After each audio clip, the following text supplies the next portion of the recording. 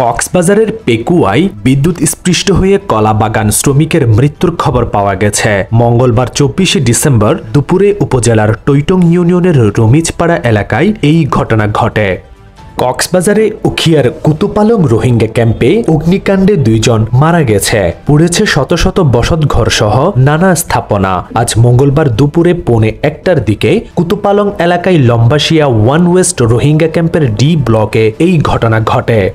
রাঙ্গামাটির কাপ্তাই উপজেলায় কর্ণফুলী নদীতে গোসল করতে নেমে ২ তরুণ নিখোঁজের খবর পাওয়া গেছে। মঙ্গলবার ২৪শে ডিসেম্বর ১:৩০টার দিকে উপজেলার চিতমরম ইউনিয়নের সীতারঘাট এলাকায় এই ঘটনা ঘটে।